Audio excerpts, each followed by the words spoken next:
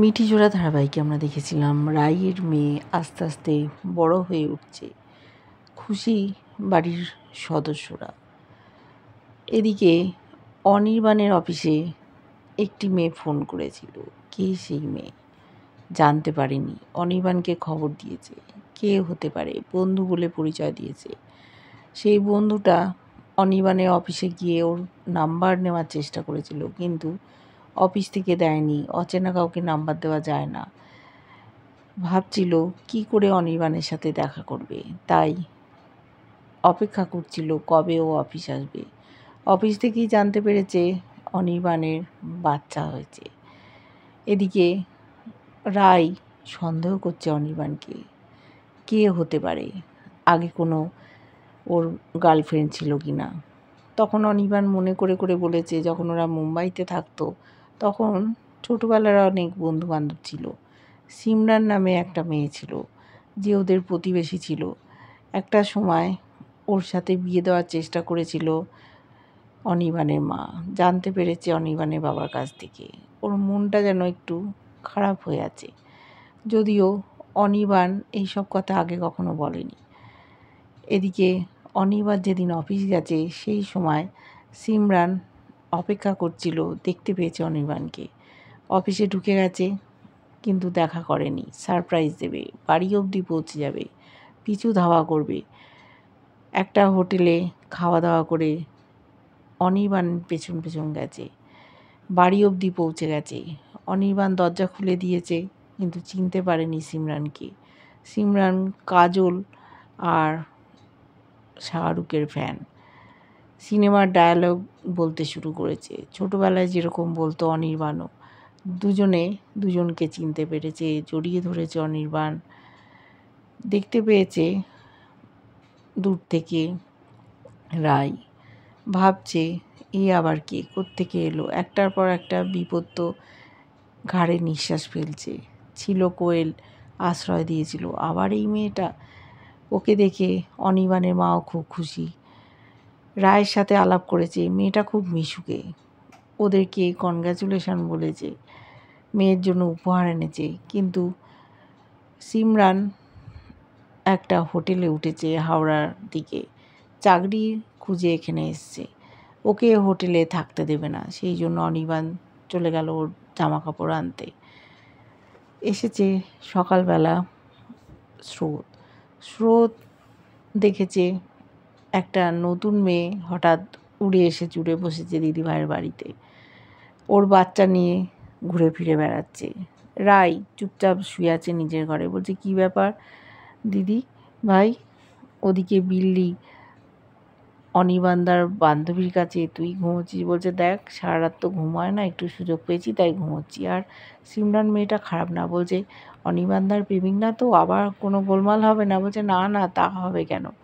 ওরা যখন কথাবার্তা বলছে সেই সময় স্রোতকে খাবার দিতে এসছে ওই বাড়ির কাজে মহিলা নমিতাদি। সেও পছন্দ করছে না সিমরানকে। বলছে বাচ্চাটাকে তোমরা নিয়ে আসতে পারছো না? নমিতাদি নিতে গেছিলো, কিন্তু সিমরান দেয়নি। অনির্বাণ কাজ করছে আর সিমরান ওখানে বসে আছে। ও আবার বলেছে যে অনির্বাণ তুই এটা ঠিক করিসনি, আমাকে এখানে নিয়ে এলি, রায়ের পারমিশন নিলি না। ওর মনেও তো কিছু হতে পারে, আমি তো ছোটোবেলার বন্ধু। আবার বাচ্চাটা দিতে এসছে রায়ের কাছে। স্রোতের সাথে আলাপও হয়ে গেছে। বলছে তোমার মনে হয়তো অনেক প্রশ্ন জমা হয়ে আছে, আমি কেন এখানে থাকলাম। দেখো আমি এখানে থাকতে আসিনি, তুমি কোনো চিন্তা করো না। তুমি যদি বলো আমি চলে যেতে পারি। আমি খুব বিপদে পড়েই এখানে চাকরি করতে এসেছি। আমার বাবার খুব শরীর খারাপ, কোনো উপায় ছিল না। মুম্বাইতে আমি কিছু করতে পারলাম না, আর আমি এখানে থাকতে চাইনি।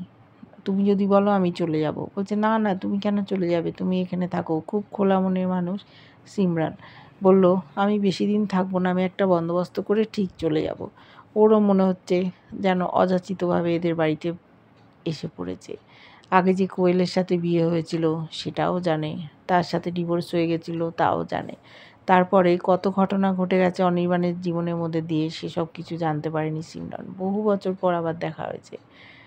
অনির্বাণও খুব খুশি, বন্ধুকে কিছুতে বাড়ি থেকে যেতে দেবে না। এদিকে স্রোত পুলিশের সাথে দেখা করতে গেছিলো, ওকে জেরা করেছে পুলিশ। নীলুর সাথে ওর যোগাযোগ আছে কি না, আগে যে বয়ান দিয়েছিল সেগুলো সব উল্টে দিয়েছে। বলছে আমি তো আগে বলেছিলাম হলে হতেও পারে, মেজদি ভাই আমায় গুলি করতে পারে, আমি তো চোখে দেখিনি, সবাই বলেছিল তাই। বলছে এখন আপনি এরকম কথা বলছেন। বলছে সেসব দায়িত্ব তো আপনাদের। আচ্ছা বলুন তো স্রোতস্বিনী, আপনি তো জানতেন আপনার মেজদি ভাইকে কিডন্যাপ করে নিয়ে গেছিল ক্রান্তি ভাইয়ের দল, নাকি ও আগে থেকেই ডাকাত দলের সাথে যুক্ত ছিল? বললো সেসব কথা তো আমি বলতে পারবো না, সেগুলো আপনারা প্রমাণ করুন, আমি কেন এসব বিষয়ে কথা বলবো। ও পুরো ব্যাপারটাই ঘুরিয়ে দিল। মেজদি ভাইয়ের পাশে থাকবে, ওকে শাস্তি পেতে দেবে না। ক্রান্তি ভাইও ধরা পড়ে গেছে, ওদের দলবল কিন্তু লুকিয়ে আছে। ক্রান্তি ভাই চায়নি, তাই দলবল ধরা দেয়নি। ওরা যদি ধরা দিত তাহলে গরিব মানুষদের কারা দেখত, আর পুলিশের চোখে ধুলো দিতে পারতো না। ক্রান্তি ভাইয়ের যে দল আছে এটা ওরা প্রমাণ করতে চায় না। নীলুও নিজেকে অনেক পরিবর্তন করেছে। পুলিশ বলছে এই নীলাঞ্জনার নামে অনেক কেস আছে, এ তো জীবনটা একটা রঙিন বর্ণযুক্ত, তাই এরও শাস্তি হবে। এদিকে সদ্য বিয়ে করেছে নীলু ক্রান্তিকে, কি হবে ওদের? পুলিশ অত্যাচার করছে কথা আদায় করার জন্য, কিন্তু দুজনেই মুখ খুলছে না। ওরা বদ্ধপরিকর, ওদের যদি মেরেও ফেলে তাও মুখ খুলবে না। স্রোতও ওর কথা ঘুরিয়ে দিচ্ছে। বন্ধুবান্ধবকেও হয়তো শিখিয়ে দেবে যে ও যায়নি মেজদি ভাইয়ের সাথে দেখা করতে। মনে মনে আবার ভাবছে ও দেখা করতে গেল বলেই কি পুলিশ ট্র্যাক করে ওদেরকে ধরে ফেললো। ওর কষ্ট হচ্ছে।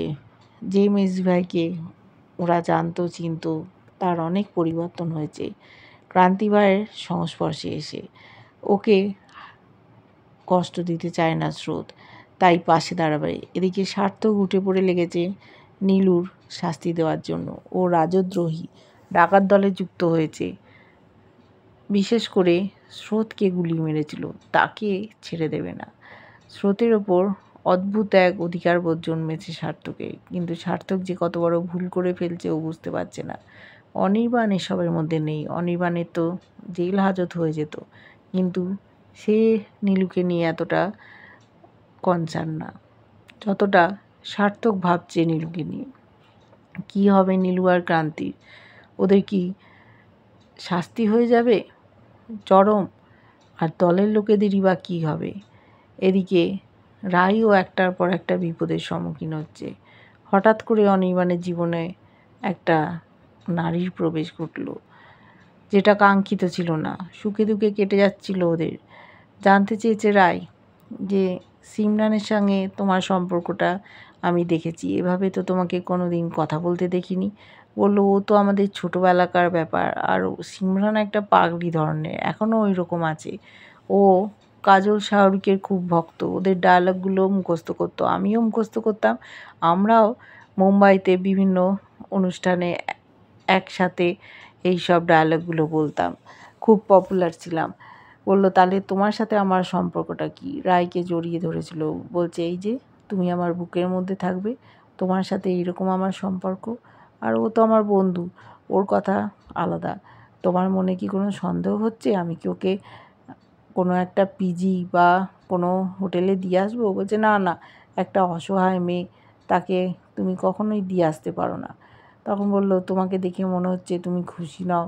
বলল আমার খুশিতে তোমার কি এসে যায়, তুমি তো আগেই ওকে নিয়ে চলে এসছো। বলল দেখো আমরা পাশাপাশিই থাকতাম, ছোটোবেলার বন্ধু, ও বিপদে পড়েছে তাই আর আমরা অপেক্ষা করিনি, নিয়ে চলে এসেছি। কিন্তু তোমার মনে অনেক প্রশ্ন হয়তো ভিড় করছে, আমি বুঝতে পেরেছি। কোয়েলকে নিয়েও তুমি খুব বিব্রত ছিলে, তুমি ওকে আশ্রয় দিয়েছিলে, তারপর এসব ঝামেলা হলো। এর সাথে দেখো কোনো ঝামেলা হবে না, তুমি আমার উপর ভরসা করতে পারো। কিন্তু রায়ের মনে তো কু ডাকছে। স্রোতও বলেছে দেখিস দিদিভাই, যেন আবার সেই কোয়েলের মতো অবস্থা না হয়। স্রোতকে বুঝিয়েছে যে সিমরান খোলা মনের মানুষ, ওরকম না। ওর বাচ্চাটাকে নিয়েও ও আদর যত্ন করছে, নিয়ে থাকছে। কী ঘটতে চলেছে ওদের জীবনে সেটা আমরা দেখব হয়তো পরবর্তীকালে। এদিকে অনির্বাণ রায়ের মধ্যে হয়তো একটা সমস্যার সৃষ্টি হতে চলেছে এই সিমরানকে ঘিরেই। কী হবে সবটা দেখার জন্য অপেক্ষা করব। কেমন লাগছে ধারাবাহিকটা জানিও। ভালো লাগলে লাইক, কমেন্ট, সাবস্ক্রাইব করে যারা ফেসবুক পেজ থেকে দেখছো ফলো করে সাথে থেকে